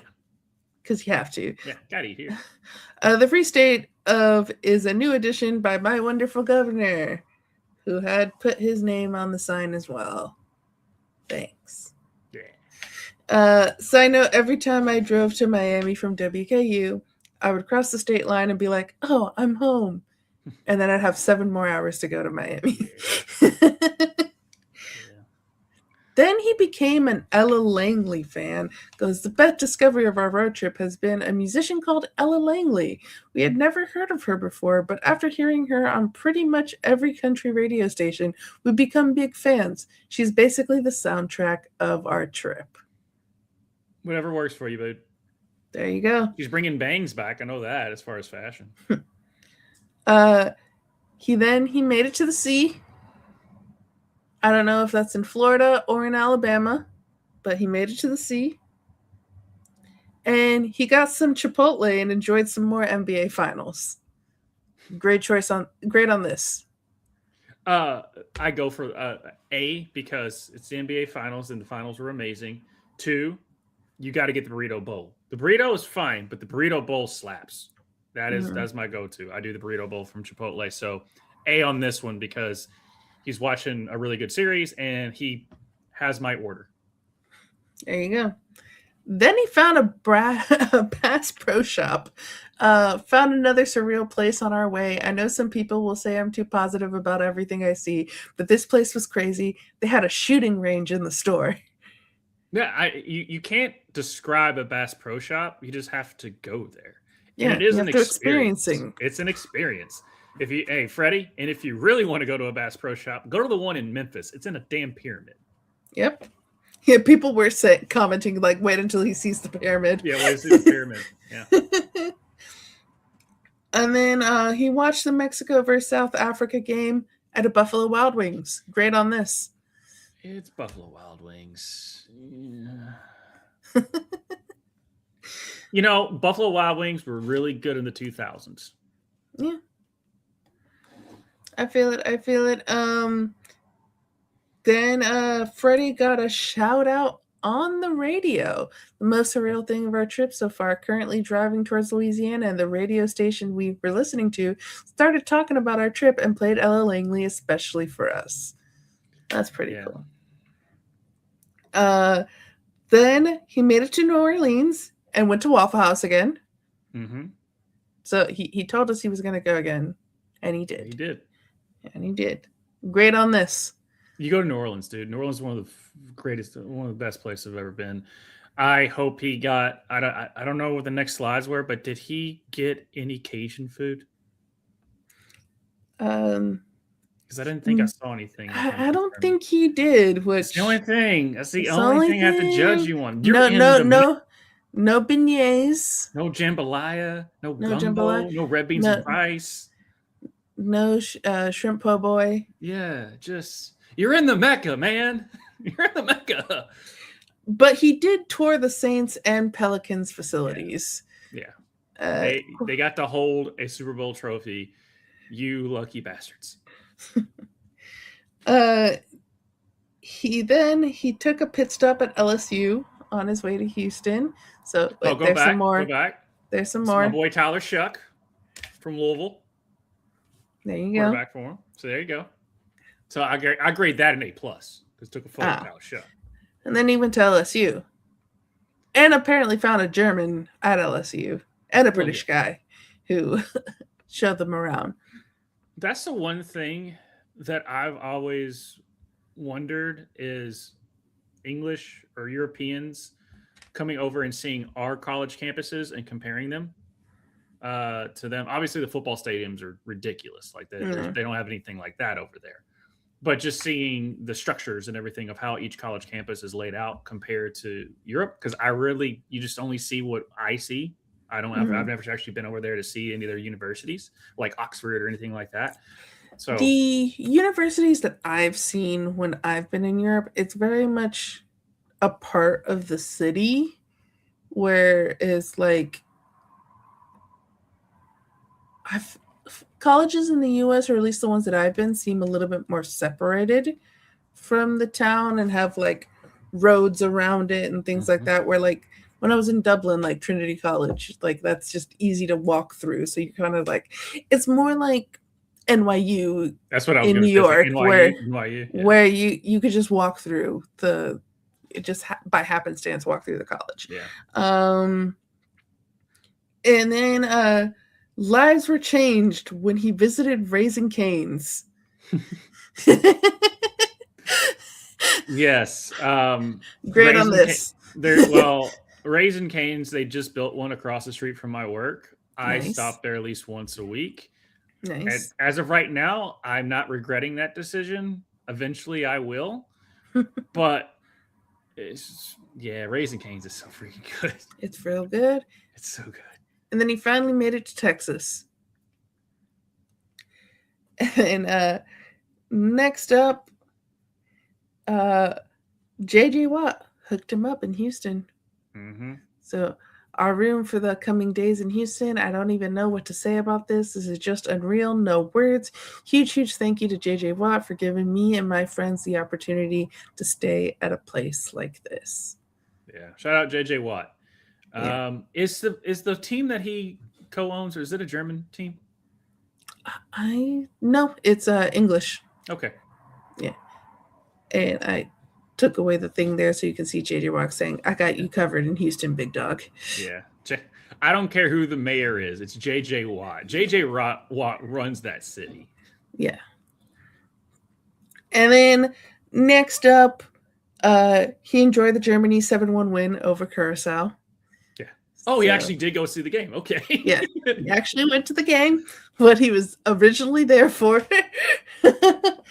And the most controversial thing Freddie did was he did go hang out with the cops and had some barbecue with the cops. Great on this. It's fine. Hey, free food, man. It's barbecue. And then he went to an Astros game. All right. They're cheaters, Freddie. Let me tell you about banging on trash cans. We don't like it very much over here. But no, going to a baseball game, it obviously wasn't the same experience as all of Scotland going to the Red Sox game. But obviously, he is getting comped out to wazoo for this trip. I mean, he's closer to the field than any of the Scottish people were. People are starting to give crap to Freddie because, like, someone, he's sponsoring stuff. You would be doing the same thing if all of your trip to another country was comped by other people. Yeah. So live your life, Freddie. I ain't hating on it.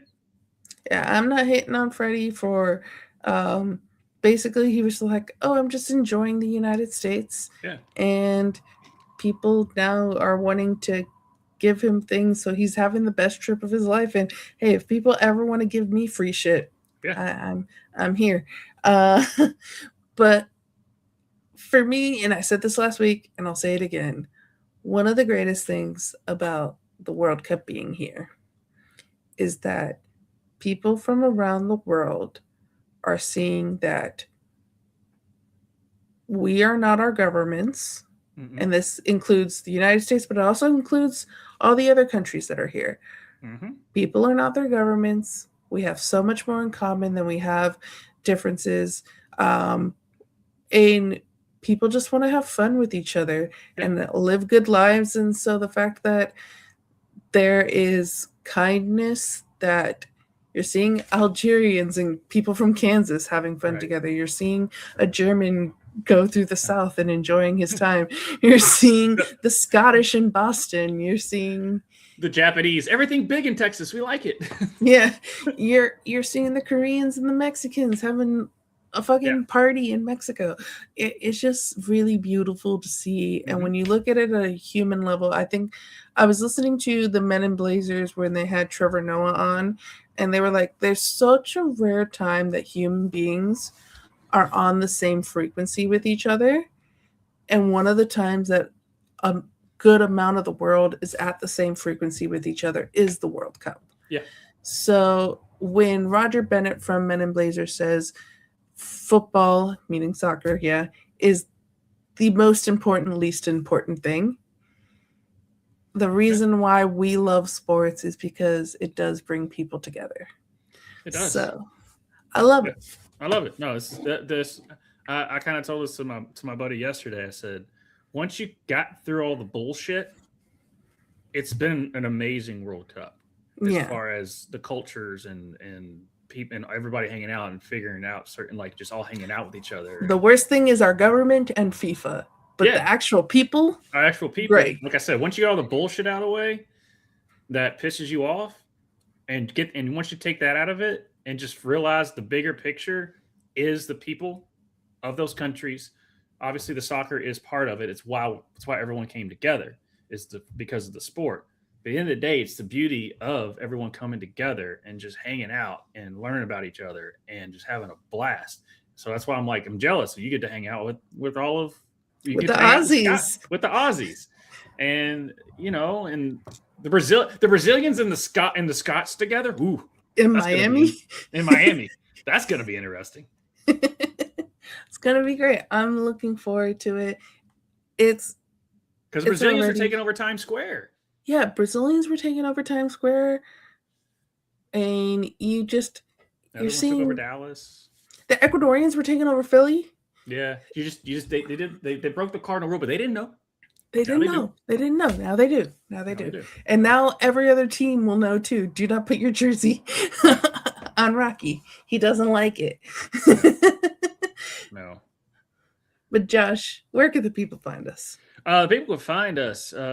Well, you're going to find her in Seattle cheering on our dudes to bring it home. That's England. I don't care. I'm taking it because you haven't won yet. We have. So therefore, until something happens, we have 3 more points than you. The English play tomorrow. Yeah, I know. They probably will get 3. But until then, we will have 3 more points than you on that. And no. Although, side note, the English are having the worst time at this World Cup. And I mean the players, not the people. Shout out to the dude that made them sign the Declaration of Independence, by the way. Yeah. There was a shooting near their training camp. They got their shit stolen in the locker room. They're getting sunburns out the wazoo. The English, you know what? The English might actually lose because of all the bad karma coming to them. It wasn't. No, it was. Was it Argentina or something? Or I forget who it was, but they're like caught in like a tornado warning or something like that. And I know that the English, there was an earthquake. Okay. That they felt like, but yeah, the English are having a terrible time, and maybe it's because they came on to our country on the 250th anniversary. Well, someone did say they were like, because they were saying how England was saying how hot it was here, and people were like, now I know why we claimed independence on July 4th. It's the hottest thing. We were totally. I was like, all right. My favorite thing is a bunch of Europeans, including some English people, going, you know what? The Americans tried to tell us, and we were like, no, it's not that hot. It's hot here in Europe, too. Be like, we were wrong. They were right. Mm-hmm. And then apparently I saw a TikTok, and of course, you've been over to Europe. I haven't, at least to England as well. And they were saying that they weren't even used to the type of rain that we get here, because like the rain over there is like misting or They're the like, storms. Yeah. No. What I saw more is like the storms of like the thunderstorms they have is very different from the thunderstorms we have. Right. So yeah. I mean, South Americans are like, Shh, this is a Tuesday of all the tropical Yeah. shit we deal with. That's what my one of my favorite memes is just like all the South American and African countries laughing at the Europeans because they can deal with our climate and the Europeans can't. Yeah. But I did interrupt you on where people can find us. Yeah, people can find us. We can find Soul hanging out with Ryan up in Seattle as well. Yes, and yes, if we win, I would say we're probably gonna move out, get out of the group. Yeah, I have full confidence that we're making it out of the group. Yes, I do too. And then me and Justin will be going live tomorrow at 8:00 Eastern, 8:00 Central, 9:00 Eastern. We will be doing the Poppy Wars. I know we had to kind of reschedule. We would try and get the Poppy Wars in for our book club on Friday night. Yeah, I will still be in Seattle, so I will try. That is a tentative. That is not a fixed date. All right, you know where you and Ryan just figure it out. All right. Yeah, we'll do it in Seattle together. Sorry, Ryan. Just obviously we'll try and get that in. Obviously, and then we've got the Raven Scholar. All right. Ravenclaw. No, Raven Scholar. We'll be doing that for this month. So obviously that's what we got going on for the first weekend in July. Obviously, July 4th would be probably around that time. And it would be funny if England played the US on July 4th. That would be kind of funny there. And then, like I said, you got Aaron with the bracket battles on Tuesdays. And subscribe, ring the doorbell. For us, we're up to 163 followers, guys. Watch out. Our channel is coming. Woo! Here we come. But yeah, that's pretty much it. All right. Fantasy F-Run's coming back in August. Ready for our moment of Zen? Yeah. Let's do it. For you, the giant World Cup ball. Not for sale, unfortunately. It's just display. Really? We need one of those. How do we get a giant ball? Oh, there's the giant ball. We inquired about this before. Maybe we just got the wrong guy. Is that 50%? It's a display only. Really? We can't have the big ball. They said no, it's not for sale. Display only. Giant World Cup ball. Is it for sale? Let me ask my manager. Okay. They're telling me to get it. Shit. Right? Let's get it. It looks like it's screwed in. Some to soccer, please. They got to get a crane? Oh, jeez. It's official. It's happening. It's cutting it. Thanks, sir. Of course, glad to help. I'm like Atlas. I got the world on my shoulder. I got the World Cup on my shoulder. I heard there's a big discount for that. Have a good day, guys. You too. You think I said? What? Goes, are you returning that? Because I want to buy it. And I said, no. This isn't fitting in the car, I'm telling you. Where did we get this? Because we have WCF World Cup cheaper. It's not going to fit. This is like one of the most questionable decisions of my life. It fits. We're not talking me out of that. All right, let's go. We got to get stickers now. Come on, big fella. I think it grew in the car. We rescued you. This is a rescue ball. Hang on.